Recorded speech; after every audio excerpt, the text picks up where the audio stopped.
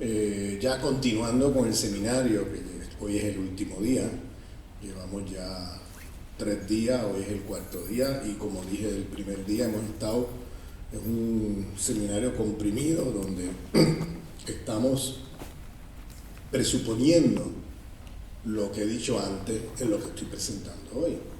O sea, estoy asumiendo que las personas que están presentes han escuchado a nosotros. Entonces, por tanto, no hay cosas que voy a presuponer y que no voy a ponerme a explicar aquí porque ya las explicamos antes. Entonces, el tema de hoy es un tema que, bueno, tiene muchas dimensiones. Esto de descolonizar los paradigmas de la economía política. Déjenme explicar un poco por qué yo me metí en eso. Yo me fijaba que en los paradigmas de la economía política se plantea la cartografía del poder sobre la cual operan los movimientos de izquierda. Entonces, ¿qué pasa? Me encontraba con el problema, que es un problema político, que pasa mucho, que esa izquierda tiene su paradigma con sus presuposiciones y con las estrategias políticas que se derivan de ahí. Sobre todo, si tomamos los paradigmas marxistas o neomarxistas de la izquierda, siempre se privilegia en última instancia o en primera instancia los aspectos económicos del sistema que vivimos. Y siempre se privilegia la cuestión de clase. Hay una especie de reduccionismo económico, reduccionismo de clase, en todo lo que estamos, todo lo que la izquierda hace. Eso tiene consecuencias teóricas y políticas. Bien. Entonces, esos fueron los paradigmas con los cuales el socialismo del siglo XX, que fue derrotado políticamente, operaba. Entonces estamos en el siglo XXI. Tenemos el acervo de esa experiencia histórica. Si ahora en el siglo XXI volvemos a repetir los mismos paradigmas con que operaba ese socialismo que fracasó en el siglo XX, oye, no estamos avanzando mucho. Vamos a volver en el nombre del socialismo del siglo XXI, a repetir todos los problemas, errores, etcétera, del socialismo del 20. Entonces, si queremos pensar más allá del sistema en que estamos, tenemos que hacer una revisión profunda de los paradigmas con que hemos estado operando en la izquierda. Y esa revisión, para mí, conlleva una descolonización de los paradigmas de la economía política. Porque la economía política es precisamente el grueso del pensamiento de izquierda en general en el siglo XX. Siempre los análisis se hacen a partir de economía política. Entonces, vamos a ver para que nos entendamos, yo no soy posmoderno, yo no estoy tirando a la basura los aspectos de clase y económico. Eso no lo estamos haciendo aquí. Bien, yo no estoy tirando esas contribuciones a la basura. Yo las estoy complejizando. Yo las estoy profundizando. Yo les estoy dando giros ahí que tienen consecuencias teóricas y políticas, como vamos a discutir. ¿Para qué? Para mejorar, para aprender de los errores y mejorar de cara al siglo XXI. No repetir lo mismo de siempre. O no repetir los mismos errores de siempre. Entonces, el trabajo que estoy haciendo no es para destruir la economía política. Descolonizar no es destruir. es para sacar la economía política de su sesgo eurocéntrico, occidentalocéntrico, y hacer una economía política que sea más adecuada al mundo que vivimos y a las luchas de liberación del sur global. Y en vez de estar importando teorías del norte global que no nos sirven y no han funcionado, ni siquiera en el norte global, tener otra visión de la economía política. En la cartografía del poder, un poco para que tengan una idea de los paradigmas de la economía política de la izquierda, marxista, neomarxista, etc., casi siempre se identifica una, dos, como mucho tres jerarquías de dominación en el sistema mundial. Casi siempre es la acumulación de capital alrededor de una división internacional del trabajo, y luego se habla de esa es la infraestructura. Este lenguaje yo lo voy a abandonar en mi presentación, pero este es el lenguaje que se usa en la izquierda en general. La infraestructura es la acumulación de capital, la división internacional del trabajo, centros periferias, articulados en una acumulación de capital a escala global, de dominación, explotación, de fuerza de trabajo, pero también en la estructura de centro-periferia, donde se domina y explota regiones del mundo para los intereses de unos centros metropolitanos, unas élites en los centros metropolitanos. Y claro, luego se habla de un sistema de Estado a escala global, organizado también en centros y periferias. Un sistema de Estado. Entonces, eso es como la superestructura. ¿Bien? Lo demás,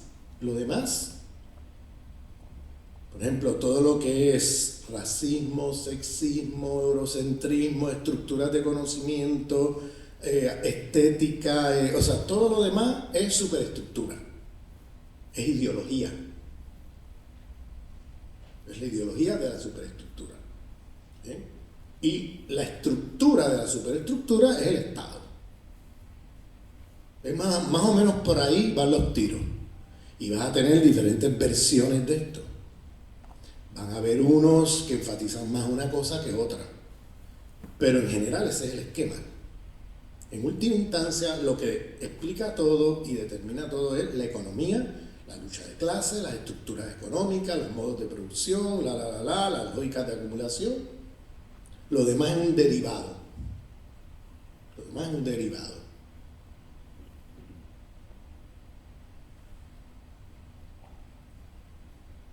Esto tiene consecuencias teóricas y políticas.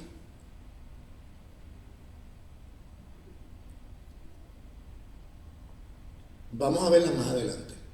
No voy ahora a entrar en eso sin antes explicar un poco lo otro. ¿Qué pasa? Si nosotros... Esto tiene que ver todo lo que voy a decir con el tema del giro decolonial, con el tema de qué significa, que no es otra cosa que hacer transformar la geografía de la razón. Transformar la geografía de la razón, es decir, desde dónde tú estás mirando el mundo, desde qué espacio geopolítico tú estás mirando el mundo. Eso tiene mucho que ver con esto que voy a explicar. Si ustedes se fijan, yo, en mi experiencia, ¿no?, con los debates, porque yo estoy en la Escuela del Sistema Mundo de Wallerstein, que en paz descanse, acaba de fallecer hace unos días. Wallerstein fue mi maestro. Yo aprendí mucho con Wallerstein. Yo en mi trabajo lo que hago es descolonizar la teoría del sistema mundo, ¿no?, o descolonizar los paradigmas de la economía política. Uno de ellos es el sistema mundo. Pero lo que estoy diciendo sobre el sistema mundo es aplicable a David Harvey, ¿no?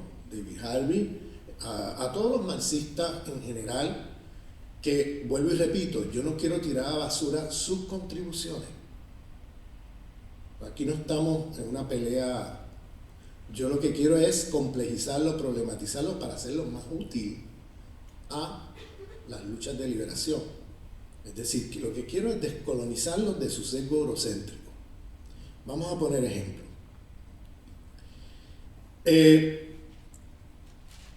En mis debates con Wallerstein, Arrighi, Giovanni Arrighi, Immanuel Wallerstein, etc., en mis discusiones con ellos, yo fui profesor de la Universidad del Estado de Nueva York en Binghamton, donde estaba el Braudel Center y donde estaba en Sociología, la Escuela del Sistema Mundo, y yo era profesor ahí. Y yo, siendo profesor, yo me sentaba como un alumno en todos los cursos de Wallerstein y de Arrighi. Yo no me los perdía. Siendo profesor, yo me sentaba como alumno, porque estos eran grandes maestros. Y cada minuto que yo estaba ahí había que aprovecharlo, porque sabía que no lo íbamos a tener toda la vida. Y sabía que no iba a ser una cosa que iba a tener la oportunidad de poder hacer el resto de mi vida. Entonces aproveché para sentarme a escucharlo, a leerlo, a estudiarlo, etcétera, profundamente. Entonces,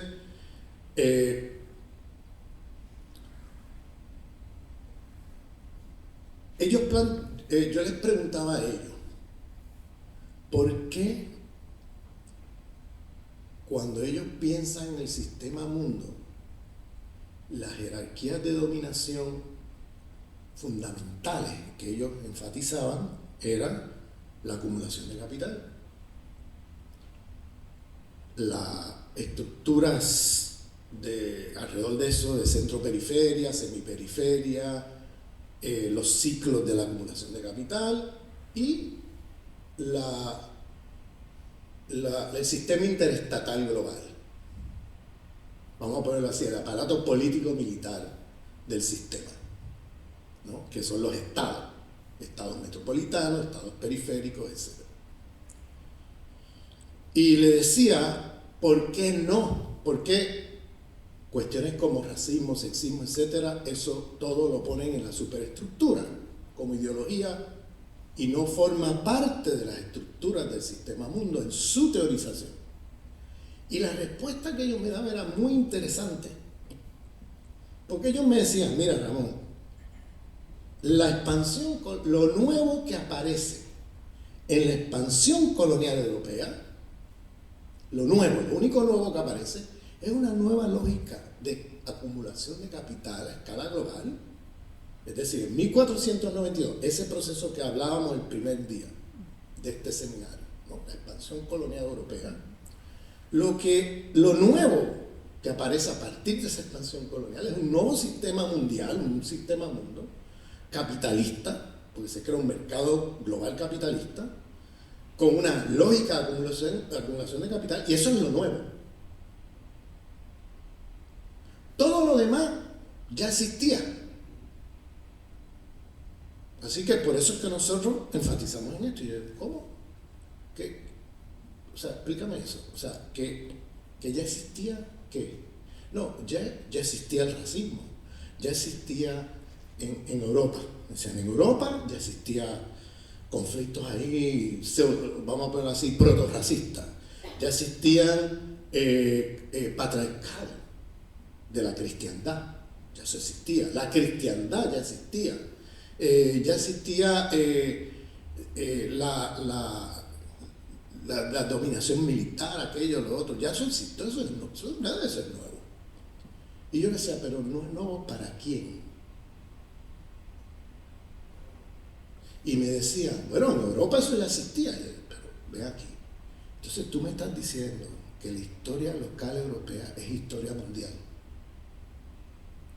Que el patriarcado de la cristiandad ya existía en las Américas cuando llegaron los colonizadores, que el racismo ya existía en las Américas. que la cristiandad ya existía en las Américas. Entonces me di cuenta que ellos están mirando el mundo desde el punto de vista de Europa expandiéndose. Ellos están mirando el mundo desde Europa hacia afuera. Y claro, desde Europa nada de eso es nuevo. Pero la peor falacia del eurocentrismo es hacer de la historia local europea historia mundial. Es decir, asumir y presuponer que todo lo que pasa en Europa históricamente es lo que pasa en el resto del planeta. Un error garrafal. Pero esa es una de las falacias eurocéntricas. Central de que, bueno, lo he dicho aquí varias veces, lo he explicado, el mundo era muy diverso en 1492. Había muchas civilizaciones, muchos sistemas sociales con otras lógicas completamente distintas a lo que era la civilización de la cristiandad en la Europa medieval. No tiene nada que ver la Tahuantinsuyo o Teotihuacán o las civilizaciones indígenas en América o la civilización musulmana o la civilización china. Eran sistemas civilizatorios con lógicas completamente diferentes en términos de temas como género, sexualidad, clase, sistema económico, autoridad política, sistemas políticos, completamente diferentes. La relación entre vida humana, vida no humana, la cosmovisión, eran civilizaciones muy distintas.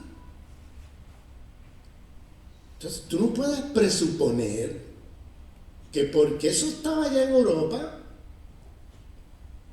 pues estaba en el resto del mundo. Y por tanto, nada de eso es nuevo. Y por tanto, entonces yo digo, bueno, espérate, ¿qué pasa si cambiamos la geografía de la razón? Y en vez de ver Europa expandiéndose, vemos Europa llegando. ¿Qué pasa si vemos Europa llegando? Ponte en los zapatos de una mujer indígena en las Américas, por ejemplo, a la altura de 1492, cuando llega el barco de Colón.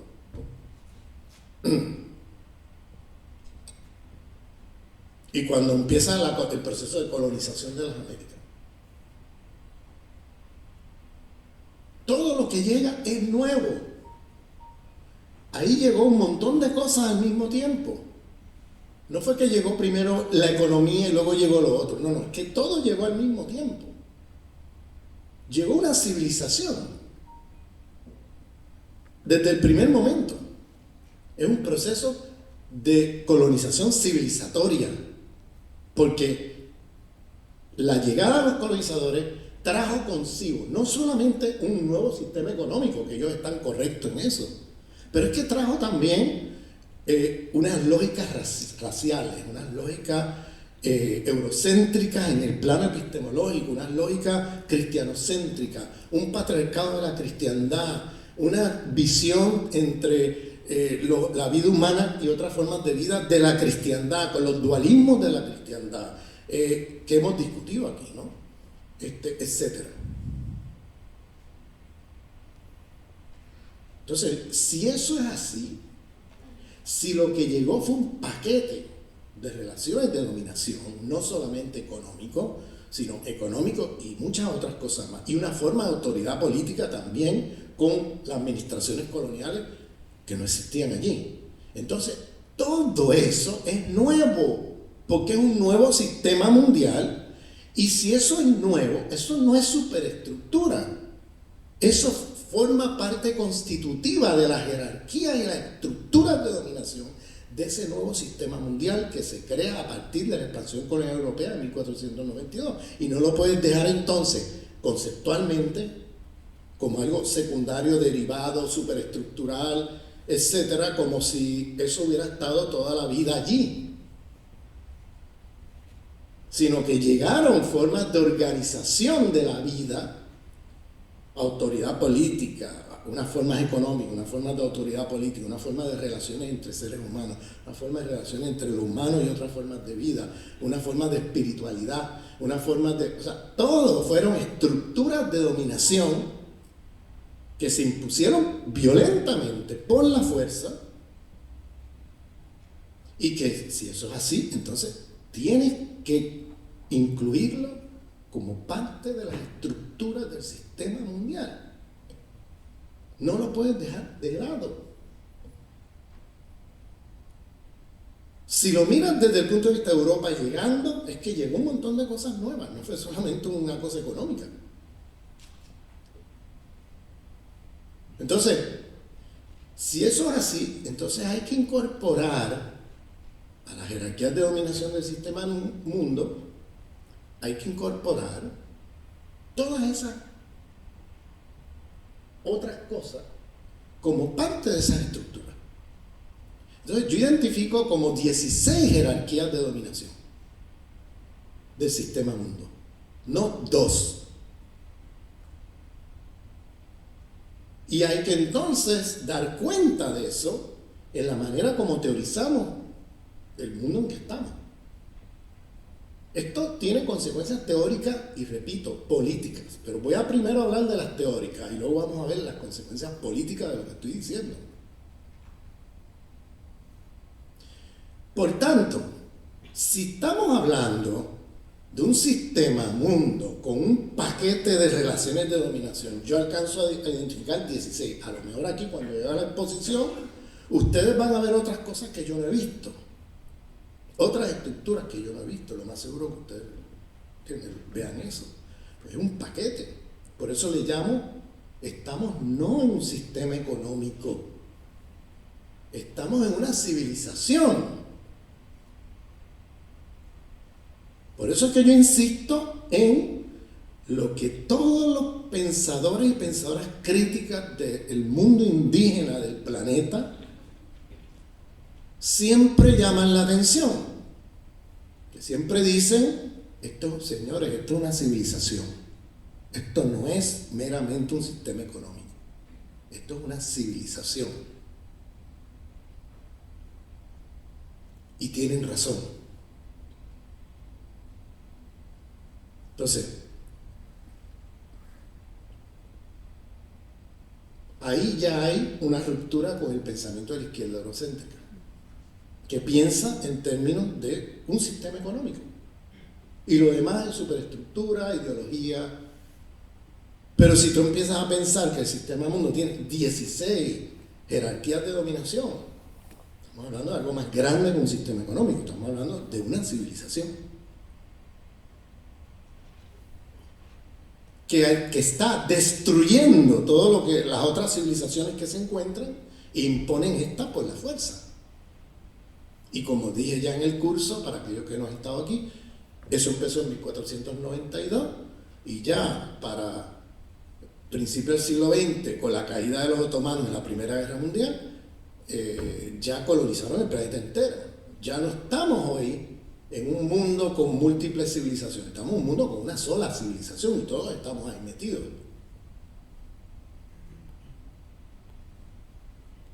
Y es una civilización planetaria, y como dicen los indígenas, los pensadores y pensadoras indígenas siempre dicen una civilización de muerte. De muerte no solamente por las vidas humanas, los millones de seres humanos asesinados por este sistema. Recuerden mi planteamiento del primer día, ¿no? Cristianicia Totemato en el siglo XVI, millones matados ahí. Civilicia Totemato en el siglo XIX, millones asesinados. Desarrolla Totemato en el siglo XX, millones asesinados. Y ahora en el XXI, democratiza Totemato. Todos diseños globales imperiales de genocidio, epistemicidio y de dominación mundial, o sea, y donde se carga la vida ahí de millones de personas. O sea, que no es solamente un sistema, una civilización de muerte en relación a los seres humanos, es que es una civilización de muerte en relación a la vida en su sentido más amplio y menos antropocéntrico. Es decir, está en juego la vida, porque esta civilización ha destruido la ecología del planeta de una manera como ninguna otra en el pasado, con todas las críticas que podamos hacer de las civilizaciones en el pasado. Bien, ahora vamos a regresar a esto que acabo de decir, pero vamos a comenzar por ir sobre al menos algunas, si no las 15, 16 jerarquías de dominación, al menos algunas para tener una idea. La primera, vamos a empezar por la jerarquía de dominación de la acumulación de capital a escala global, que se organiza a través de centros metropolitanos y periferias. Eso, bienvenido, eso es parte de lo que ya plantea la teoría de la dependencia antes del sistema mundo y la teoría del sistema mundo. Y es correcto lo que plantea. El saqueo de las periferias del mundo por parte de centros metropolitanos, una estructura de dominación que va desde 1492 hasta el día de hoy. Es decir, es una estructura de larga duración de esta civilización en que estamos, donde hay unos pocos centros metropolitanos que se benefician, ¿no?, de la superexplotación y dominación del sur global. Eso más o menos lo hemos discutido ya en el seminario. Hay una estructura de Estado, un aparato político-militar, también organizado en centros y periferias,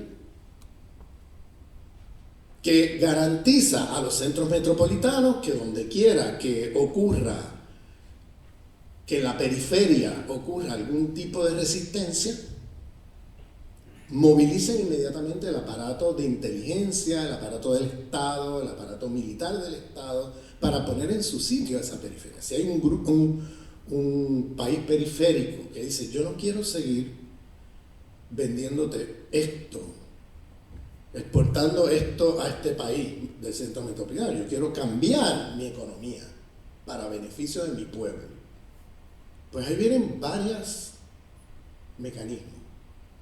Desde el bloqueo económico, como han hecho con Cuba, como están haciendo con Venezuela, ¿no?, bloquear económicamente el país, ahorcarlo económicamente, que la gente sufra, y como hicieron con el gobierno de Salvador Allende.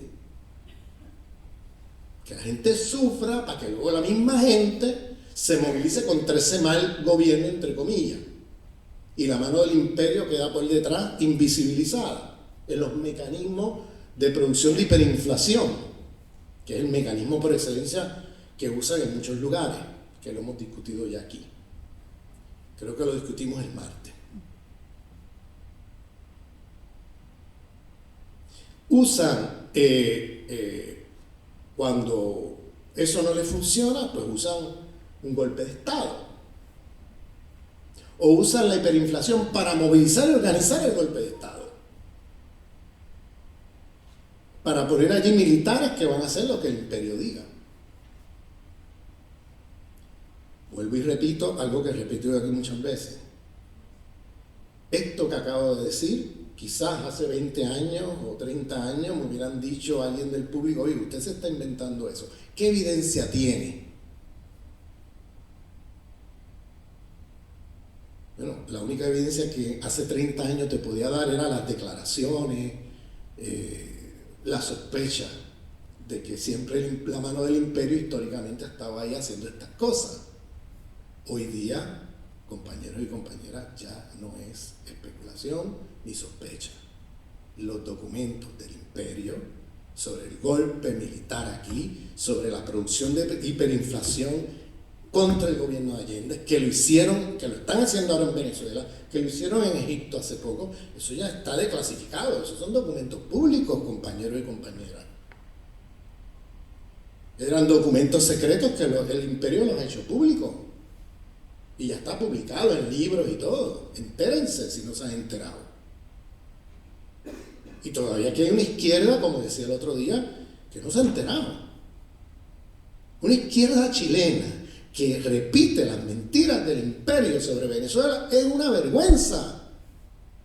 Porque en Venezuela están haciendo justo lo que le hicieron a la izquierda chilena a principios de los años 70. Los mismos mecanismos.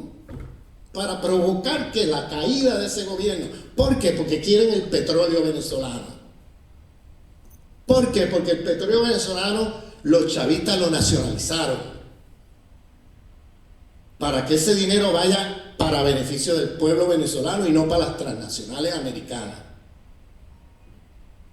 ¿Les parece que estoy contando tan descabellado? Pero si esto es lo mismo que pasó con Allende. Allende nacionalizó las minas de cobre a las transnacionales americanas y bueno, le organizaron el golpe de Estado. Y lo primero que hicieron fue esto que están haciendo en Venezuela, es la hiperinflación. Provocar y construir una hiperinflación donde la gente no pueda comprar nada porque los precios se disparan, y lo hacen devaluando la moneda nacional y escondiendo los productos de primera necesidad. Eso es más viejo que el frío, eso es de manual de la CIA. Bien, eso es de manual.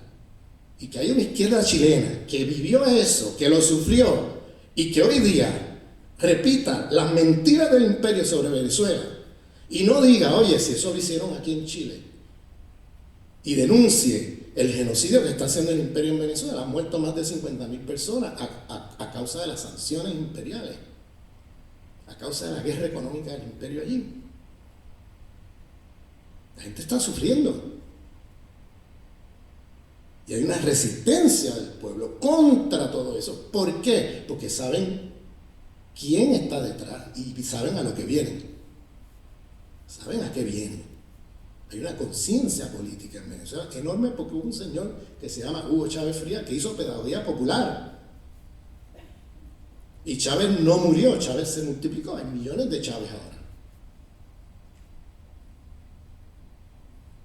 Millones. Entonces, la gente sabe. Pero es una teoría complicada. No, váyanse a los barrios populares en Venezuela y pregunten. La gente te da la explicación de todo lo que está pasando ahí. La gente sabe lo que está pasando y sabe a lo que viene. Porque se hizo un trabajo político de pedagogía popular. Hay una gran conciencia del pueblo venezolano sobre de qué se trata todo esto. Hay gente menos consciente, bueno, pues huye del país, viene acá y repite lo que el imperio quiere en efecto que pase. Que es que la gente diga, es que eso es un mal gobierno. Es que esto es una barbaridad este gobierno, mira lo que nos hace, mira esto. Y eso es lo que tú oyes por aquí, de algunos migrantes que llegan y lo que están viviendo y están sufriendo, eso nadie lo niega. La cuestión es que hay que preguntarse cómo se produce eso y quién lo produjo. ¿Fue el gobierno democráticamente electo de Maduro? ¿O qué está pasando ahí? Pues es la mano del imperio, ¿entiendes? Entonces esa es la cosa. Y claro, hay gente menos consciente que sale, y porque lo que quiere el imperio crear es precisamente un efecto donde el sufrimiento de la gente lo canalice contra ese gobierno que está ahí, pensando que es el gobierno el que los tiene así, que fue lo que pasó aquí. Aquí mucha gente se tiró a la calle contra Allende porque creían que el sufrimiento de la escasez de productos de primera necesidad, de comida y medicina, era por el mal gobierno. No se daban cuenta que detrás de todo eso estaba la mano del imperio, para manipular ese sufrimiento contra ese gobierno, para que la gente pida a gritos un golpe de Estado. Y fue lo que pasó. Y pasó en Egipto hace 3 años. Y ahora hay un dictador allí sanguinario que se llama el-Sisi, destruyendo la democracia de Egipto. Entonces, y ahora lo están haciendo en Venezuela. Entonces, digo esto porque hay mecanismos que usan cuando hay un país de la periferia que dice, no, señor, hasta aquí llegamos. Estos recursos me pertenecen. Estos recursos no van a estar más en manos de transnacionales de los países metropolitanos. Los recursos son nuestros. En el momento que un país de la periferia empieza a hacer eso, inmediatamente viene el aparato político-militar del sistema mundo e interviene así, o interviene con una invasión militar cuando ya no le queda otra. Cuando no le funciona la hiperinflación, el golpe de Estado, entonces van con las armas y provocan una guerra. Por eso ese aparato político-militar del sistema mundo, de estados metropolitanos, estados periféricos es fundamental, porque a través de ese aparato es que producen y reproducen la división internacional del trabajo. Es que logran que los países periféricos estén subordinados, mandando riqueza del sur al norte. Es así como lo logran. ¿Bien? Bueno, hasta ahí yo de acuerdo con las teorías del sistema mundo. Ahora voy a empezar a mencionar otras jerarquías que ellos la dejan de lado o las ponen como superestructurales, que yo digo, no, perdóname, estos son estructuras que hay que considerarlas como estructuras. Y no solamente como estructuras, como principios organizadores de la propia división internacional del trabajo. Lo voy a explicar. Es decir, como infraestructura en todo caso, de la división del trabajo y de la acumulación de capital. Lo voy a explicar. Vamos a ir una por una primero por separado y luego vamos a imbricarlas. Porque lo hago por separado por razones pedagógicas, pero esto no opera ni existe separadamente. Esto siempre existe imbricadamente. En estructuras, en la articulación de estructuras que se complejizan por su imbricación. Por eso yo no hablo de superestructura e infraestructura. Yo prefiero hablar de heterarquía. Múltiples jerarquías enredadas entre sí. Y salirnos de la discusión de la última instancia.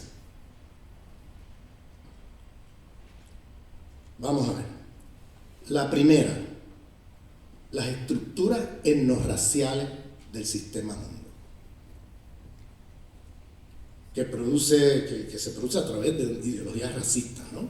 Pero son estructuras que organizan la economía política. Porque ¿qué usted hace en la división del trabajo y cuánto se gana? Está organizado a través de la idea de raza. Eso lo dicen los marxistas negros hace mucho tiempo, mucho antes que Quijano.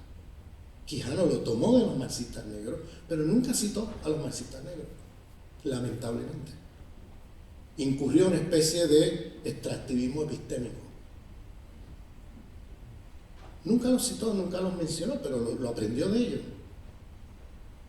Sobre todo de un autor que se llama Cedric Robinson, que era un marxista negro norteamericano, que desde hace mucho antes que Quijano ya estaba diciendo lo que Quijano empezó a decir 20 años después.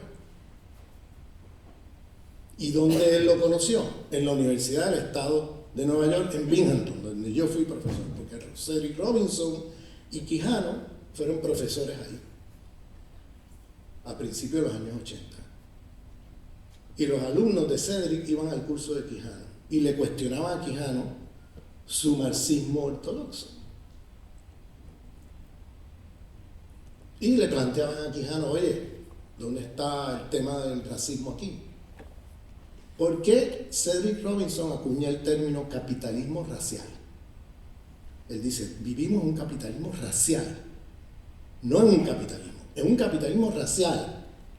Centro y periferia es un capitalismo racial. No puedes dejar de pensar que la acumulación de capital se organiza a través de la idea de raza. Las periferias son los condenados de la tierra, la gente que son racialmente inferiorizados en el sistema mundial. Esa es la periferia, que va a ser súper explotada. Eso luego Quijano lo empezó a decir sin citar a Cedric Robinson y con el término colonialidad, usando otro término para decir lo mismo.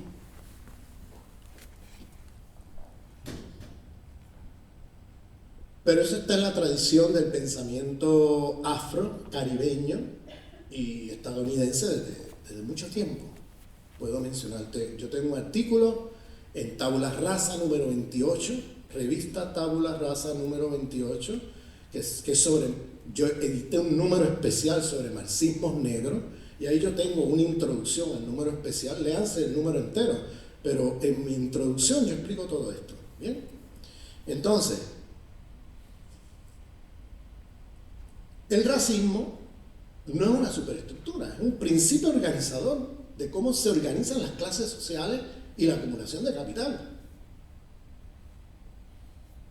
Lo de centro y periferia no lo puedes desligar de una visión occidentalista racista del mundo. No puedes desligar esas cosas. ¿Bien? ¿Y por qué los pueblos considerados racialmente inferiores están localizados en las formas de trabajo más brutales, más coercitivas? Tiene que ver todo con lo que explicaba el martes de la materialidad de la dominación en las estructuras racistas, ¿no? Cómo frente en la zona del no ser, la materialidad de la dominación es la violencia y el despojo. Y tú no puedes entender la división internacional del trabajo bajo el sistema de acumulación de capital, el sistema capitalista, sin entender cómo funciona el racismo y cómo el racismo organiza la división del trabajo y las clases sociales. No lo puedes entender. ¿Por qué en la periferia se concentra el trabajo coercitivo? ¿Y por qué el trabajo libre, entre comillas, está concentrado en los centros metropolitanos? No lo puedes entender si no entiendes el racismo. Y por tanto el racismo no es superestructura, el racismo es una estructura, es un mecanismo de estructuración. En todo caso, si vas a usar el lenguaje de superestructura e infraestructura, sería infraestructura. Es un principio organizador de la economía política. Es un principio organizador de la acumulación de capital. No es un derivado. Es un principio organizador de las relaciones de clase. Eso, la izquierda occidentalocéntrica, eurocéntrica, eso se les va. ¿No lo entienden? No lo entienden. Y esto tiene consecuencias políticas, como voy a explicar más adelante. Yo estoy haciendo esto también para pensar en qué falló el socialismo del siglo XX. Van a ver. Pero primero veamos las consecuencias teóricas. Primero entendamos el planteamiento teórico y luego vamos a las consecuencias políticas. Segunda jerarquía que voy a mencionar, la otra jerarquía que ya sería la cuarta, ¿no? de las que he mencionado. Un patriarcado de la cristiandad que organiza las relaciones de género y sexualidad a escala mundial. Porque lo que se globaliza no es el patriarcado. Eso es una falacia del feminismo occidentalocéntrico, eurocéntrico. Lo que se globaliza es el patriarcado de la cristiandad.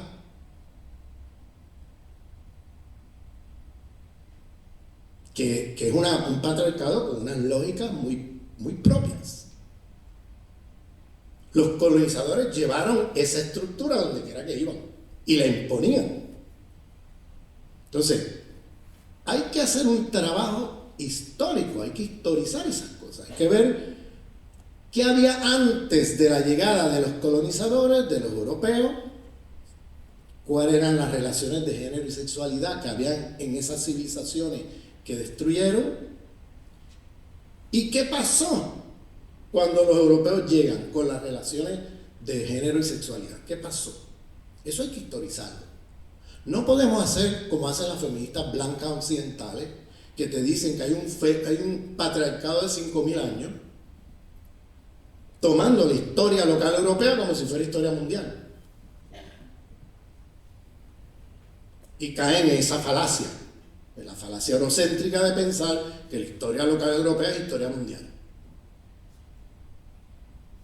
Y no se dan cuenta que habían civilizaciones muy diversas con otras maneras de organizar las relaciones de género y de sexualidad, y que no eran patriarcales en la gran mayoría de las civilizaciones a escala planetaria. Oigan lo que estoy diciendo. No eran patriarcales. El patriarcado llega con la colonización en la mayor parte del mundo.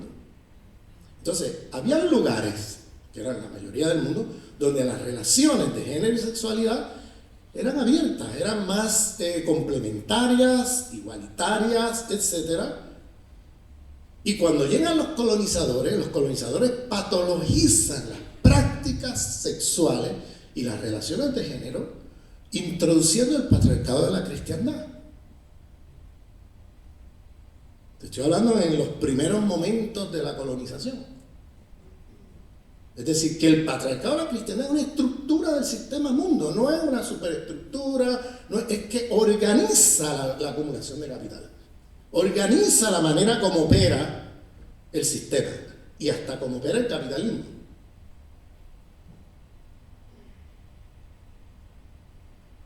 Y antes, por ejemplo, en las Américas, antes de la llegada de los europeos, no había patriarcado. Y no había patriarcado de baja intensidad, como algunas feministas eurocéntricas con el sello de decolonial intentan decir.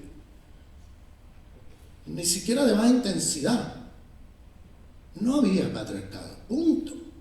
No había homofobia, no había sexismo. En las civilizaciones originarias de esta parte del mundo, lean los trabajos de Silvia Marcos, lean a María Lugones, lean los trabajos de Oyeronke Oyebumi, la feminista yoruba, en Nigeria, en inglés The Invention of Woman, pero está traducido al castellano en Colombia, La invención de la mujer, donde ella te demuestra que no había patriarcado en el oeste de África y que son los colonizadores los que traen el patriarcado de la cristiandad allí. Estoy citando mujeres del tercer mundo que han hecho estos estudios y están llamándole la atención a las feministas eurocéntricas. Le llaman la atención a las feministas eurocéntricas, cuidado, que hemos hecho el estudio histórico, hemos historizado esto y aquí no nos aparece eso que ustedes dicen, de que hay un patriarcado de 5.000 años.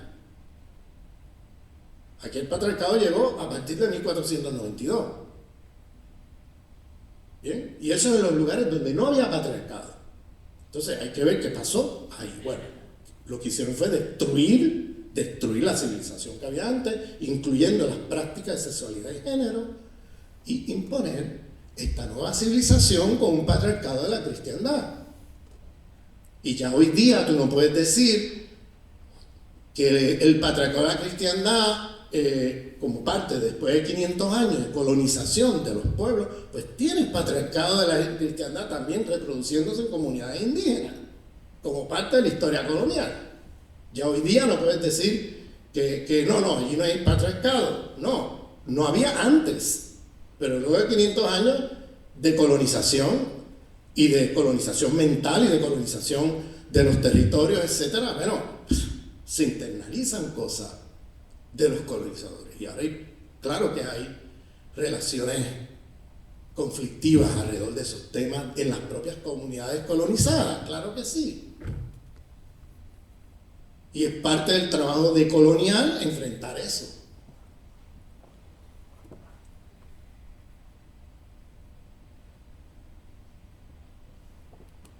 Entonces,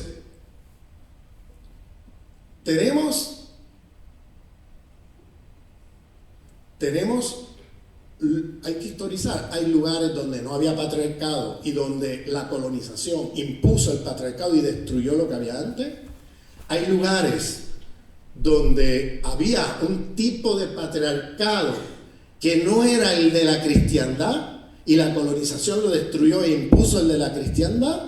Y había lugares donde había un tipo de patriarcado no occidental donde la colonización no impuso el de la cristiandad, sino que usó el local para colonizar.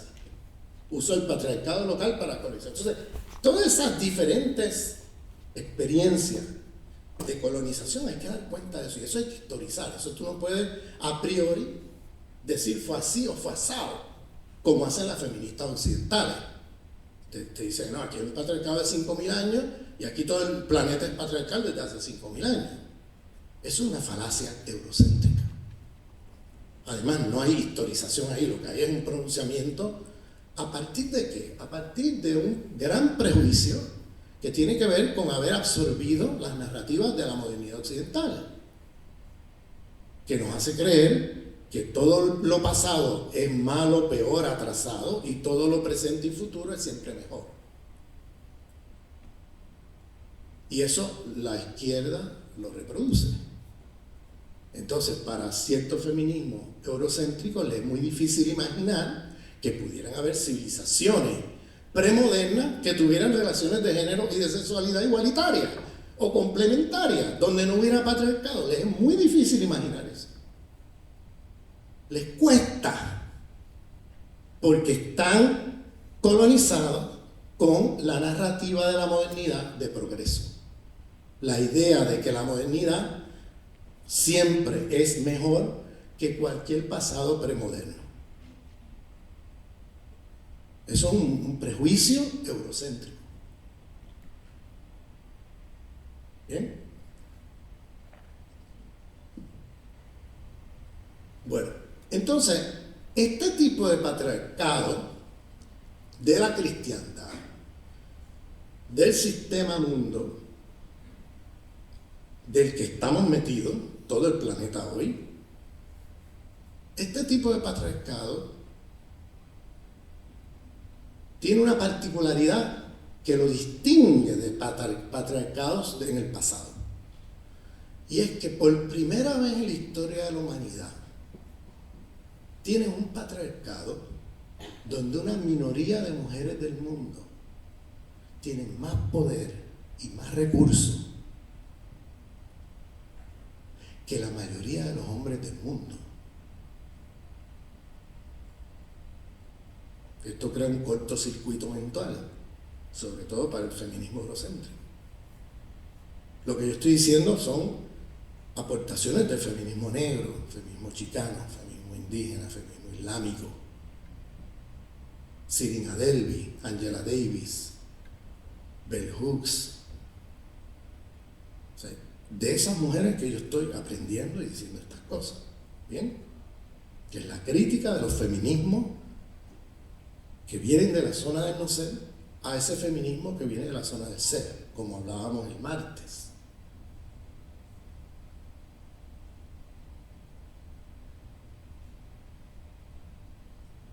Entonces, por primera vez en la historia de la humanidad tienes un patriarcado que opera de la siguiente manera, donde hay una minoría de mujeres del mundo que tiene más poder y más recursos que la mayoría de los hombres del mundo. ¿Cómo es eso? Espérate, ¿qué me estás diciendo?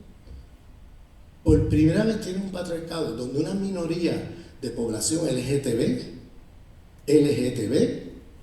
tiene más poder y más recursos que la mayoría de los heterosexuales del mundo. Eso no lo puedes entender si no entiendes la imbricación que hay entre racismo y género, racismo y sexualidad. El racismo organiza desde adentro las relaciones de género y las relaciones de sexualidad. Y tienes entonces zona de ser y no ser. Esto no lo van a entender si no escucharon la charla del martes. Muy difícil de entenderlo, porque aquí estoy ya presuponiendo la charla del martes, ¿no? Un oprimido en la zona del ser, un oprimido en la zona del no ser. Son dos experiencias muy distintas porque la materialidad de dominación es diferente. En el caso de un oprimido en la zona del ser, estamos hablando de mecanismos de regulación y emancipación. En el caso de un oprimido en la zona del no ser, estamos hablando de mecanismos de violencia y despojo. Eso plantea diferencias en experiencia vivida y por tanto en conceptualización de cómo entiendes esas opresiones y en estrategias de liberación. No van a ser las mismas. Lo expliqué todo en detalle el martes. O sea que ya estamos presuponiendo cosas que si no escuchaste aquello, aquí se te va a hacer difícil entender lo que estoy diciendo ahora. Entonces, tenemos un patriarcado donde una minoría de mujeres blancas, occidentales o occidentalizadas, porque aquí tienes en Chile mujeres blancas occidentalizadas, que no son occidentales, porque no son de Europa ni Estados Unidos, pero son occidentalizadas. ¿Bien? Son occidentalizadas. Y esas mujeres occidentalizadas tienen más recursos, más privilegios que la mayoría de los hombres de Chile. Y hay una minoría de población LGTB occidentalizada que viven en los privilegios de blancos que tienen más recursos y más poder que la mayoría de los heterosexuales de Chile. Eso tiene que ver con cómo el racismo transversalmente reorganiza la dominación de género y sexualidad. Es decir, tenemos un patriarcado racial, un patriarcado de la cristiandad que es racial. No podemos dejar de vista, perder de vista la imbricación de las opresiones, algo que se ha nombrado, a mi entender equivocadamente, como interseccionalidad, que es la moda ahora. La gente repite, mucha gente, y hasta el feminismo blanco habla de interseccionalidad, no saben lo que están diciendo. Pero bueno, las feministas negras de toda la vida no usaron nunca ese término. Ese es un término que llegó tarde y que plantea problemas de cómo conceptualizar esto, porque la interseccionalidad no ve imbricaciones, ve las jerarquías de dominación autonomizadas. Y eso nunca lo vio así Angela Davis. Eso nunca lo vio así, por ejemplo, Patricia Hill Collins o el colectivo Cojimbá, que hablaban de imbricación, hablaban de otra cosa. Esto es una moda ahora de la interseccionalidad, pero eso lo podemos discutir después con cuidado, pero es muy diferente. El reconocimiento de la multiplicidad de opresiones hay que verlo como imbricaciones y no como intersección, como si estuvieran separadas y se intersectan en un punto por aquí. Eso no ocurre así en la realidad histórica concreta. Esas cosas ocurren imbricadas en la realidad histórica concreta. Pero bueno, entonces tenemos un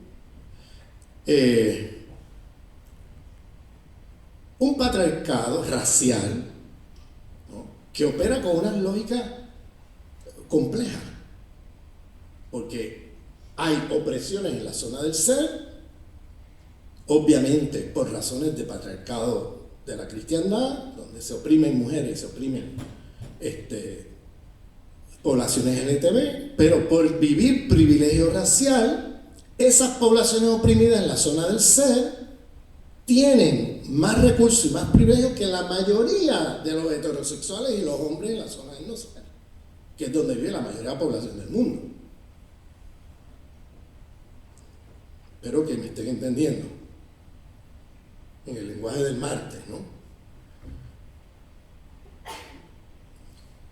Jerarquías epistémicas. Eso lo discutimos el lunes. El eurocentrismo, el racismo sexismo epistémico, la institución por excelencia de eso, la universidad occidentalizada.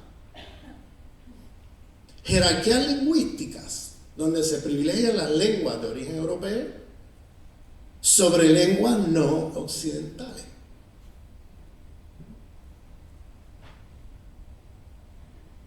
Jerarquías estéticas, donde se privilegia el concepto de gusto y belleza de Occidente y se inferioriza el concepto de gusto y belleza del mundo no occidental.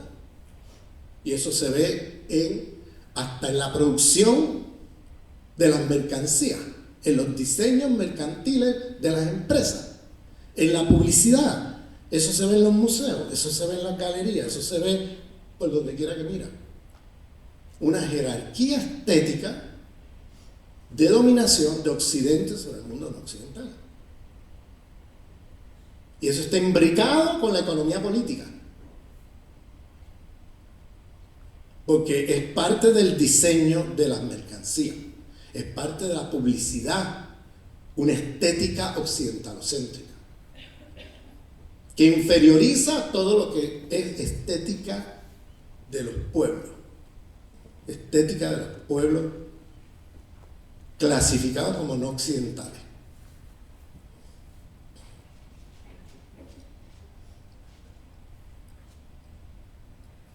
Jerarquías ecológicas. Y aquí me detengo un poquito porque tiene que ver con algo que dije al principio de esta presentación. Me detengo un poco aquí. Las jerarquías ecológicas. Hay lugares del mundo que son, yo le llamo comunidades ecofascistas. ecofascistas. Usted se va a la parte oriental de Santiago y usted va a ver comunidades ecofascistas. Comunidades que tienen la mejor agua, la mejor comida ecológica, el aire que se respira, ¿no? Y están allí, intentan estar insulados por allí de todo el desastre del resto de la ciudad. ¿Bien? Y hay lugares que son la basura del mundo. Hablábamos el martes de racismo ambiental. O sea, hay unas poblaciones que viven en comunidades ecofascistas, ecológicamente fascistas, y comunidades que son la basura del mundo. Eso lo ve desde una ciudad, dentro de una ciudad como Santiago, hasta lo ve en las jerarquías del sistema mundo entre países. El primer mundo le exporta basura a países. Ustedes saben eso. Hay países que el primer mundo les compra el derecho a botar la basura en su país. Todos los desechos. O sea, desde eso, ¿no? Pero vamos a profundizar un poco en esto. Porque esto tiene que ver con los dualismos que hablé el primer día. Y tiene que ver con lo que estoy hablando hoy, de cómo el sistema económico de acumulación de capital está organizado desde adentro con lógicas civilizatorias. Decíamos que el dualismo cartesiano es la secularización de los dualismos de la cristiandad. Eso lo hablamos el lunes. ¿Bien? Y lo repetimos, creo que ayer, no me acuerdo. Entonces, esos dualismos de la cristiandad, donde la naturaleza era vista como fuerzas del demonio, fuerzas maléficas, y luego acá estaban los hombres, y digo los hombres a propósito porque las mujeres estaban del lado de la naturaleza y eran sospechosas de estar influenciadas por fuerzas maléficas. Estoy hablando de la cristiandad en la antigüedad y en el medioevo europeo, ¿bien? Ese dualismo luego en la época moderna se seculariza con René Descartes, el fundador de la filosofía moderna occidental, con el dualismo hombre-naturaleza. Hombre-naturaleza. La naturaleza siempre es algo a conquistar. La naturaleza siempre es algo que no controlamos y que hay que controlar, dominar. La naturaleza siempre es vista ontológicamente como insulada de la vida de los humanos, de la vida humana. La vida humana, para existir, no depende de la vida de los objetos, porque lo que hace Occidente es objetificar formas de vida que no son objetos, son sujetos, son otras formas de vida. Y lo que hace es hacerlo objeto. La racionalidad occidental cartesiana la hace objeto. Entonces, ese dualismo que ontologiza de manera separada la vida humana de otras formas de vida, que presupone que la vida humana se puede reproducir autónoma e independientemente de las otras formas de vida alrededor, es una cosmovisión. Es la cosmovisión de esta civilización. Esta civilización destruyó todas las otras cosmovisiones holísticas con las que operaban las otras civilizaciones premodernas e impuso esta lógica civilizatoria dualista que viene de la cristiandad y que se seculariza en el cartesianismo. Vamos a ver, si yo pienso que las otras formas de vida son ontológicamente separadas de la vida humana, autónomas e independientes, y la vida humana es ontológicamente una forma de existencia independiente de esas otras formas de vida, entonces yo puedo destruir todo eso por allá y no me afecta la vida. ¿Se fijan lo que estamos hablando? Porque no lo concibo como constitutivo de mi vida, lo concibo como algo separado ontológicamente. Establezco una diferencia ontológica entre vida humana y otras formas de vida y las hago objeto, es decir, medios para fines. Con esa racionalidad tienes ahí la racionalidad de la destrucción de la vida en este planeta. Toda tecnología tiene cosmología.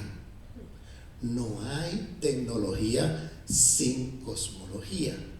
No hay tecnología neutral. Eso es una falacia de esta civilización eurocéntrica, que nos ha hecho creer que la tecnología es la gran cosa y que es neutral. Eso es una gran mentira. Toda tecnología tiene una cosmovisión que la produce, que está siempre, de alguna manera, es inherente a la tecnología misma.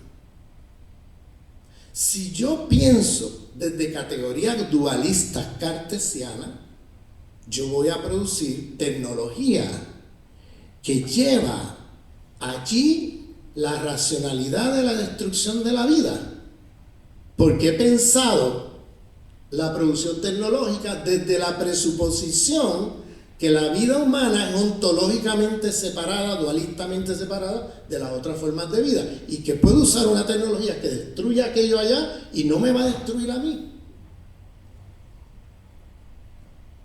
¿Está claro eso? Con todas las críticas que podamos hacer a todas las civilizaciones premodernas, ninguna tuvo la estupidez de organizar o producir tecnología bajo cosmología dualista. Ninguna. Todas tenían cosmovisiones holísticas. ¿Qué significa holística? La idea de que estamos en un cosmos y que la vida, todos coexistimos, diferentes formas de vida dentro de ese cosmos, y que la condición de posibilidad de la vida humana es la vida, la producción de la vida en su totalidad alrededor tuyo, y que si tú destruyes lo que tienes alrededor, te estás destruyendo a ti, porque has concebido la relación entre vida humana y otra forma de vida ontológicamente como holística, no dualística. Por tanto, todas las civilizaciones premodernas producían tecnología bajo cosmología holística. Y cuando hacían tecnología, llevaba allí la semilla de la racionalidad de la reproducción de la vida.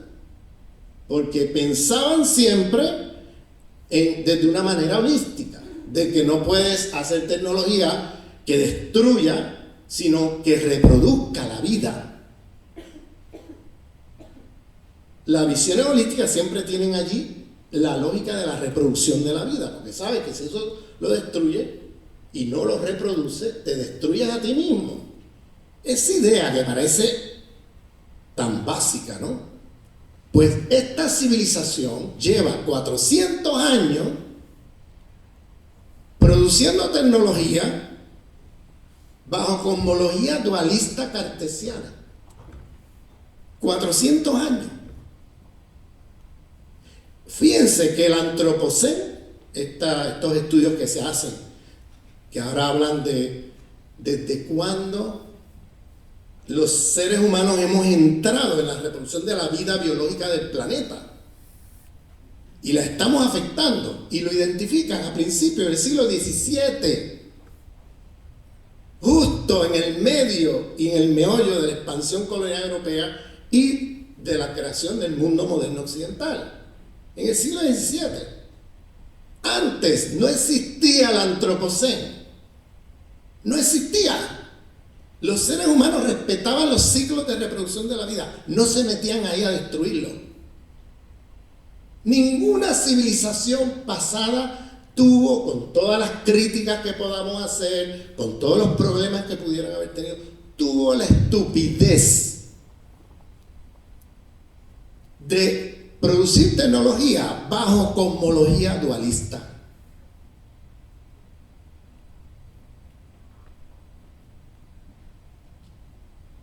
Entonces tenemos un sistema capitalista organizado desde adentro con lógicas dualistas cartesianas. ¿Me sigue? Pues no podemos pensar esto como, esto es una superestructura. No, esto es un principio organizador de cómo funciona el sistema capitalista.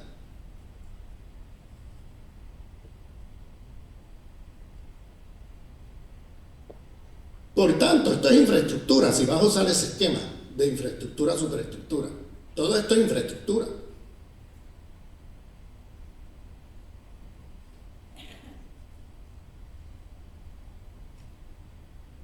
Bueno, me imagino que se distribuyó mi ensayo aquí. Menciono, hay jerarquías médicas globales, hay jerarquías espaciales, donde en este sistema hay comunitariosismo, o sea, comunitariocidio, el genocidio de destrucción de la comunidad en este sistema. Y tenemos el privilegio del urbano sobre lo rural, donde hemos destruido comunidades, campesinos a escala global, y hoy día la mayor parte de la población del mundo vive en zonas urbanas. Es un desastre ecológico mundial. Eso es un desastre.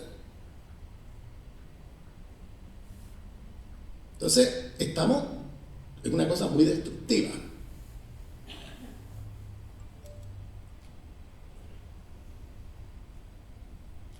Con todas las consecuencias que eso tiene, de tener la mayor parte de la población en zonas urbanas, desvinculados de la tierra, desvinculados de la producción agrícola, es un desastre. Miren las favelas del mundo, miren las villas miserias del mundo, en las zonas urbanas, por todos lados. Váyanse a las comunidades aquí en Santiago y vean cómo vive mucha gente en la periferia de la ciudad. Y en zonas no tan periféricas.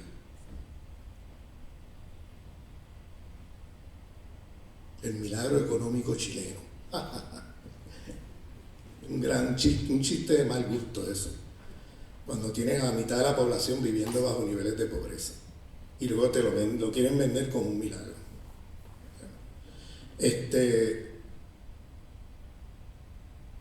Entonces, volvamos al tema. Si el capitalismo es genocida, epistemicida, ecologicida y feminicida, es porque está organizado desde adentro con las lógicas civilizatorias de la modernidad occidental.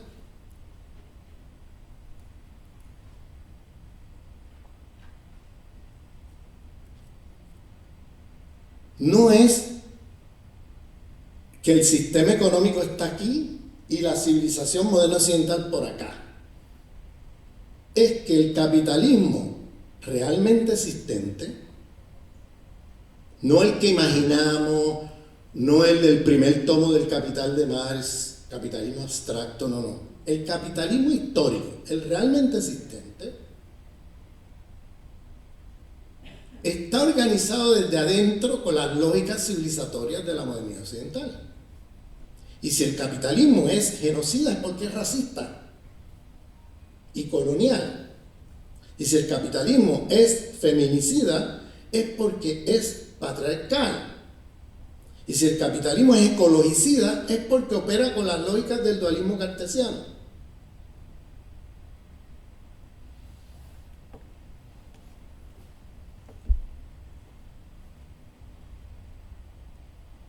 Y si es epistemicida, destrucción de las estructuras de conocimiento de los pueblos, es porque es eurocéntrico en la producción de conocimiento, privilegiando hombres occidentales de 5 países.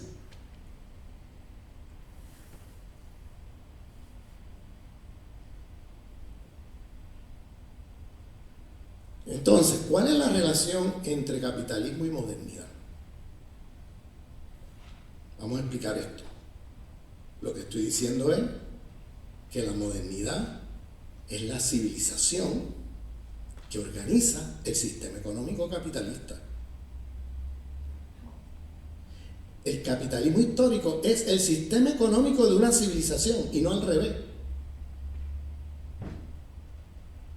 Lo importante aquí es la civilización moderna occidental, que produce toda una serie de jerarquías de dominación y produce tiene un sistema económico, que es el capitalismo histórico.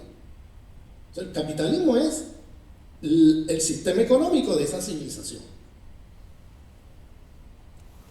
El problema no es el capitalismo en sí mismo, porque no existe el capitalismo, como ciertos marxistas tratan de... No existe el capitalismo como una cosa ya que determina todo o que está ya en una esquina, insulada de todas las otras lógicas. No, existe un capitalismo imbricado de todas las lógicas de dominación de la modernidad occidental y estructurado desde adentro con ellas. Entonces el capitalismo es el sistema económico de una civilización.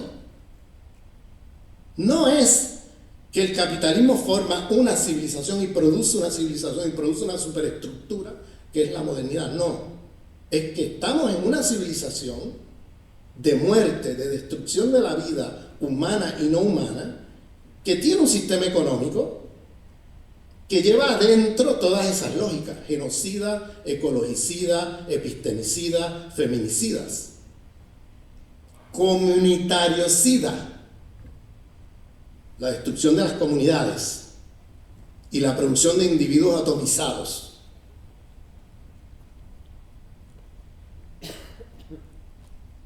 El genocidio de comunidades, la destrucción, eso es lo que llamo por comunitariocidio o comunitaricidio.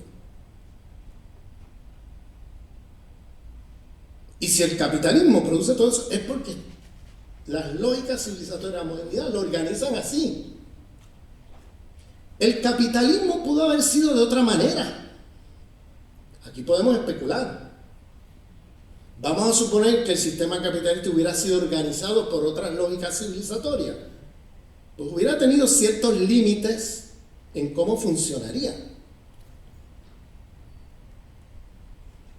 No es solamente que tiene un afán de riqueza y que se lleva por el medio lo que sea con tal de tener riqueza. Es más que eso.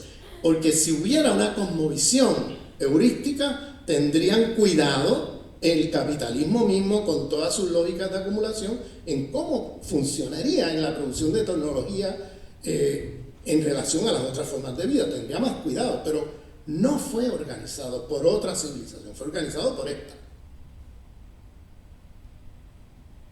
Este es el capitalismo realmente existente.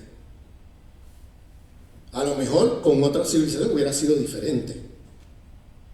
Y podríamos especular cómo hubiera sido. Pero ese ejercicio a mí no me interesa. Porque el capitalismo que existe es este. Y no hay manera de reformarlo.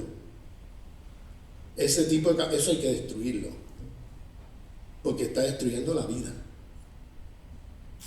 Pero para poderlo destruir tienes que plantearte un proyecto civilizatorio diferente. No lo vas a destruir pensando que transformando el capitalismo ya resolviste el problema. Eso lo voy a explicar ya mismo. Pero fíjense cómo la relación entre modernidad y capitalismo es una relación en la cual la civilización moderna occidental organiza un sistema económico desde sus propias lógicas civilizatorias y no al revés.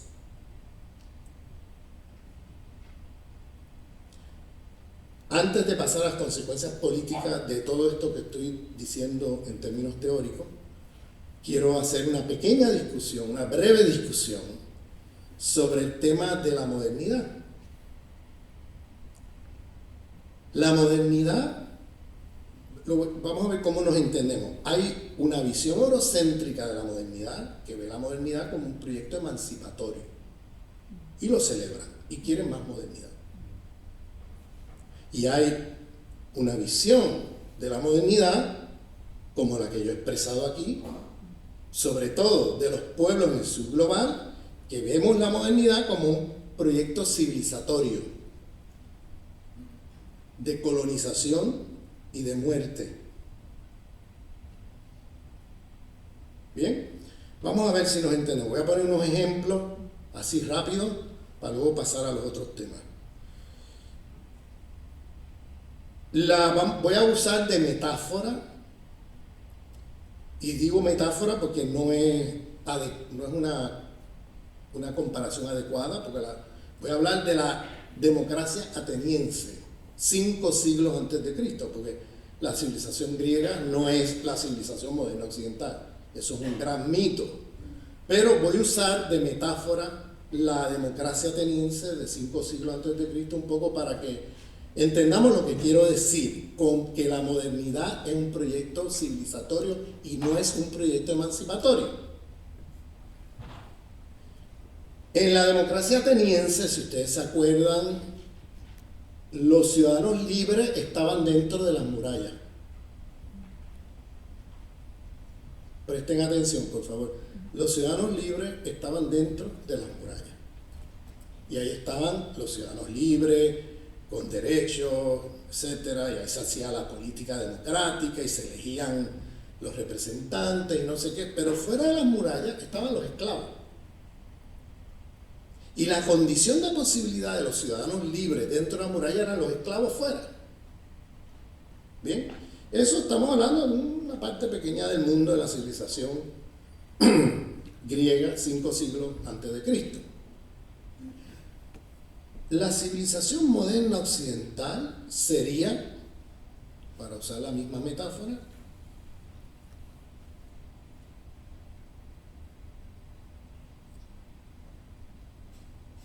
la democracia ateniense a escala global. Es decir, ya no en una región del mundo, sino en el mundo entero, donde vas a tener 15% de la población del mundo, quizás menos, 10, dentro de las murallas, y vas a tener 85-90% de la población del mundo fuera de las murallas.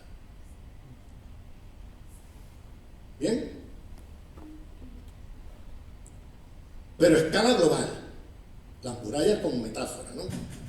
De los privilegiados que van a estar dentro de las murallas a costa de la colonización, dominación, saqueo, esclavización, colonización de todos los pueblos fuera de las murallas. ¿Bien? Y donde toda la condición de posibilidad de la libertad, democracia, derechos ciudadanos y democráticos de la gente dentro de las murallas es a costa de toda esa gente que tienen aplastados afuera. ¿Bien?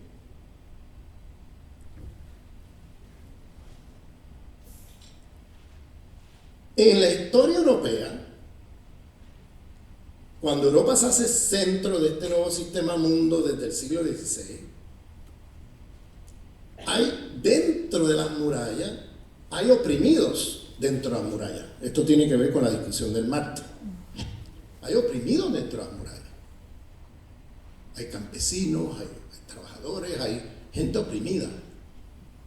Y que dentro de las murallas llevan una lucha por intentar mejorar su situación. Y ahí está la Revolución Inglesa de 1691, y está la Revolución Francesa de 1789, y está la Revolución Proletaria de 1848, y está la Comuna de París en 1871, y podemos ir por todas esas revoluciones dentro de Europa en toda aquella época. Entonces, adentro de las murallas había gente peleando, tratando de mejorar allí. El problema, ahí se produce un pensamiento crítico, pero un pensamiento crítico dentro de las murallas, que busca mejorar su situación dentro de las murallas, pero que no se cuestiona las murallas. Y ahí tienes una izquierda eurocéntrica que piensa dentro de las murallas, pero no se cuestiona tumbar las murallas. Y esa izquierda que piensa de esa manera, desde el punto de vista de un oprimido dentro de las murallas, que quiere una parte del pastel dentro de la muralla, recuerden que el pastel dentro de la muralla se construye a partir de todo lo que saquean fuera de las murallas. Y si tú te conviertes ahora en un campesino proletario que quiere un pedacito de ese pastel sin cuestionarte la muralla, eso es una izquierda corrupta. Eso es una izquierda eurocéntrica, imperialista. Eso es una izquierda colonialista. Y el pensamiento crítico que nace de ahí no nos sirve para la liberación de los pueblos. No nos sirve.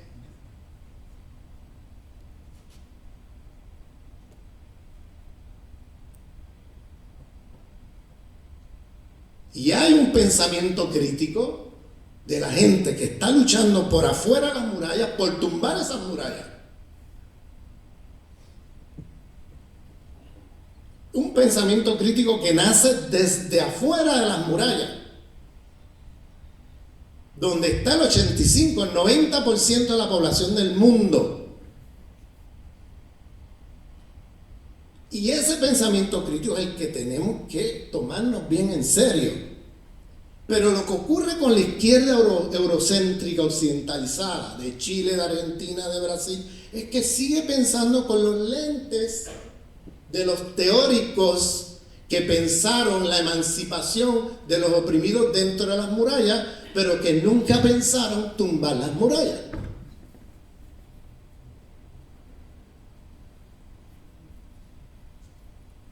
Y hago ahora la pregunta: ¿qué definición de la modernidad vamos a usar nosotros? La definición que hace ese pensamiento crítico dentro de las murallas, que no se cuestiona las murallas y que ve la modernidad como un proyecto emancipatorio. Porque claro, muchos de esos obreros, campesinos, etcétera, dentro de los centros metropolitanos, dentro de Europa, Estados Unidos, que eran blancos, obreros campesinos, mujeres blancas, mejoraron su situación de cómo estaban varios siglos antes. Porque las clases dominantes allí le hicieron concesiones. ¿A costa de qué? A costa de toda la superexplotación de la gente fuera de las murallas. Y esa gente te habla de la modernidad como un proyecto emancipatorio, por supuesto. Ellos se emanciparon, ellos están mucho mejor. Entonces la modernidad es algo muy, muy, muy lindo para ellos.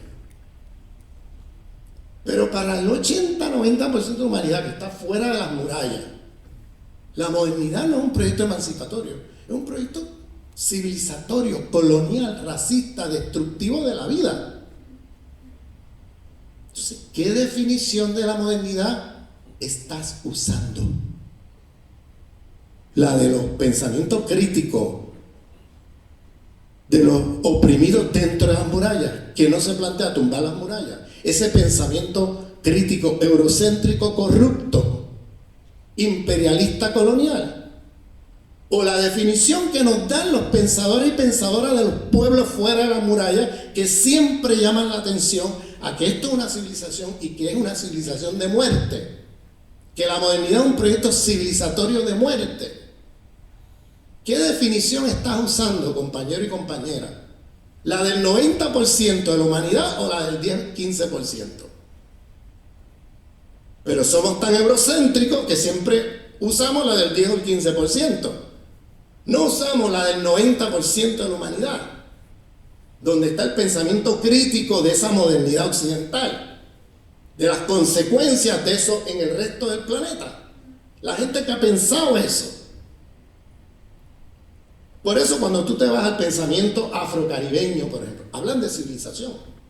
No hablan como esa izquierda blanca, occidentalocéntrica, eurocéntrica, que siempre habla de el sistema capitalista, el sistema económico. Ellos hablan siempre de la civilización. Y los pensadores y pensadoras indígenas de este planeta igual. Siempre hablan de un sistema civilizatorio. La modernidad como un proyecto civilizatorio, de dominación, de muerte, no como proyecto emancipatorio. Y eso tiene que ver todo con desde dónde estás pensando el mundo. Con la geopolítica del conocimiento, con la corpopolítica del conocimiento. Eso tiene todo que ver con eso.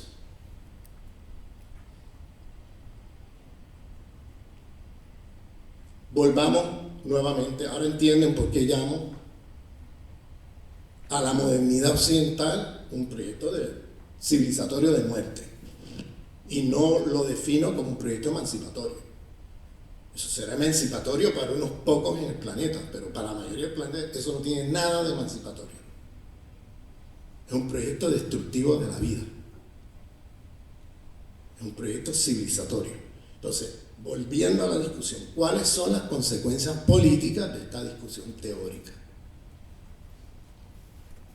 El socialismo del siglo XX partía de un paradigma de la economía política y de la cartografía del poder que pensaba que el problema central que vivimos es un problema económico y que la modernidad es un proyecto emancipatorio y que lo que nos impide culminar o realizar las promesas de la modernidad es un sistema económico capitalista, de explotación.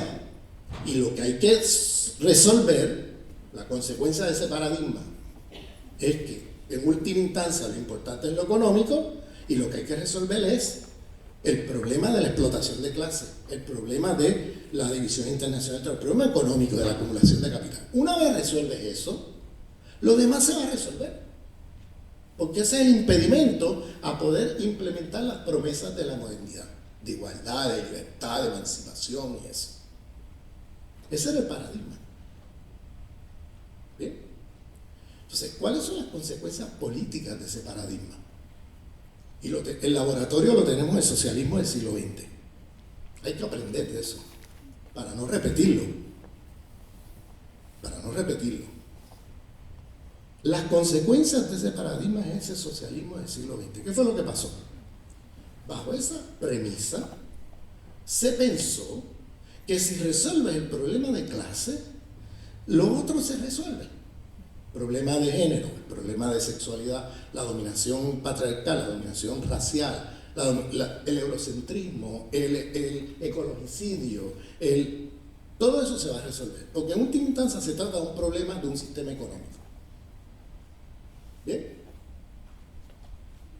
Entonces, cuando tú piensas así, de esa manera, cuando te organizas contra el capital y no tomas en cuenta estas otras lógicas de dominación de la civilización moderna occidental, en tu forma de organizarte contra el capital, Y tú te organizas contra el capital, porque esa es la prioridad, ¿no? Tumbar el sistema capitalista, cambiar el sistema económico y ya lo demás va a fluir, ¿no? Si tú te organizas de manera racista, si tú te organizas de manera dualista cartesiana, si tú te organizas de manera eurocéntrica, si tú te organizas de manera patriarcal, vas a reproducir todo contra lo cual estás luchando. Porque no se trata de un sistema económico, se trata de una civilización con un sistema económico. Y si tú te organizas contra ese sistema económico con las mismas lógicas que organizan ese sistema económico, con las mismas lógicas civilizatorias destructivas de dominación y de muerte de ese sistema económico, cuando tú triunfes vas a repetir otra vez todo contra lo cual estás luchando. Y eso fue lo que pasó con el socialismo del siglo XX. La Unión Soviética se convirtió en un país imperialista, colonialista, racista, sexista, o sea, repitió todo otra vez. Ese fue el problema. Se corrompieron los proyectos radicales, revolucionarios del siglo XX por tener epistemología de derecha. ¿Se acuerdan lo que he dicho aquí? No hay proyecto de izquierda posible con epistemología de derecha. No es posible. Es mutuamente excluyente.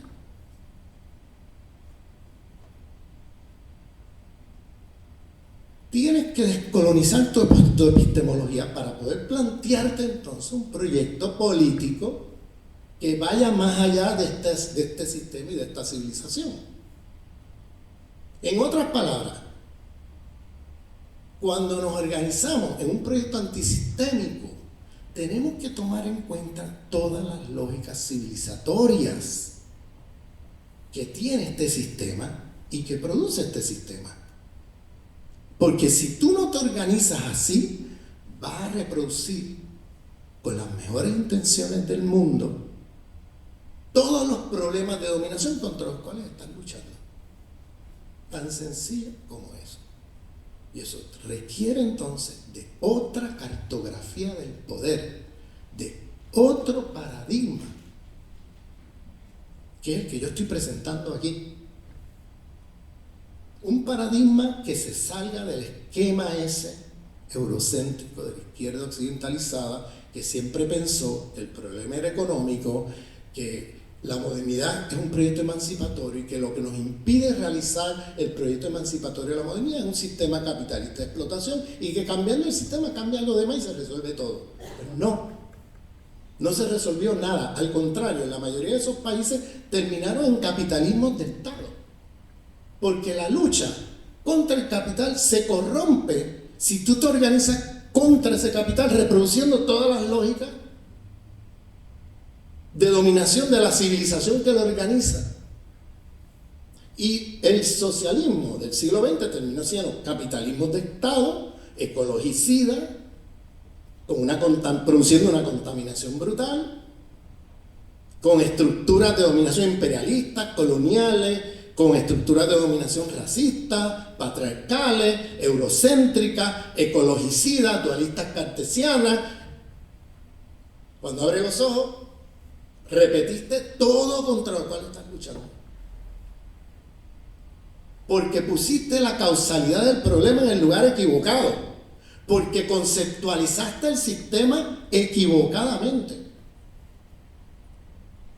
Desde una mirada eurocéntrica de Europa saliendo. ¿Se acuerdan al principio de la presentación? Y no te diste cuenta del punto de cambiar la geografía de la razón y ver Europa llegando. Y lo que eso implica en términos de toda la multiplicidad de jerarquías de dominación, que estamos hablando ya no de un sistema económico, de una civilización. Y la lucha política de transformación social tiene que plantearse un nuevo proyecto civilizatorio. No puede ser solamente que sea anticapitalista. Tiene que ser anticapitalista, antiimperialista, anticolonial, antipatriarcal. Antidualismo cartesiano, ¿no? recuperar las cosmovisiones heurísticas de nuestros pueblos.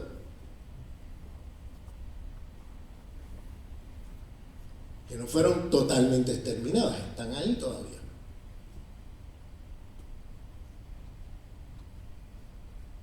Y plantearnos entonces un proyecto de lo que dice Dussel, la transmodernidad, un proyecto más allá de la civilización moderna occidental. Entonces, ¿cómo nombrar esta civilización que, usando un término corto, le he llamado civilización moderna occidental? ¿Cómo nombrarla de una manera más amplia? A riesgo de sonar ridículo, ya yo no hablo de sistema capitalista, porque si después de todo lo que yo le he dicho, vuelvo a decir, no, el capitalismo global, el sistema mundo capitalista, entonces me estoy contradiciendo, porque vuelvo a caracterizar el sistema desde lo económico. Yo prefiero usar una frase más larga a riesgo de sonar ridículo. Yo prefiero hablar de un sistema mundo, porque un sistema mundial, planetario, es una civilización capitalista, diagonal, patriarcal, tiene un capitalismo histórico, que he mencionado aquí, organizado por esta lógica civilizatoria. Hay un patriarcado, que he nombrado aquí, de la cristiandad racista, moderno, occidentalocéntrico, diagonal, cristianocéntrico, moderno, diagonal, colonial. Sistema mundo capitalista patriarcal, occidentalocéntrico, cristianocéntrico, moderno, colonial. ¿Por qué pongo esa frase así? Para poner en la mesa lo que está en juego, para visibilizar lo que está en juego,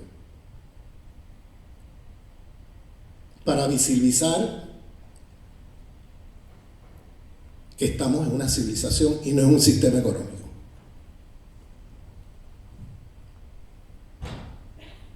Por eso lo nombro de esa manera, a riesgo de sonar ridículo.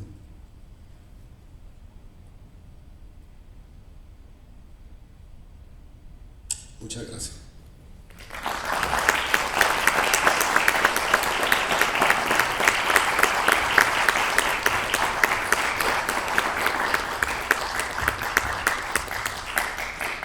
Entonces creo que ahora vamos a tomar un receso y luego pasamos a la discusión, ¿no? Hacemos una pausa de unos 15 sí, minutos. Porque es la 1 hora, ¿no? Sí, gracias.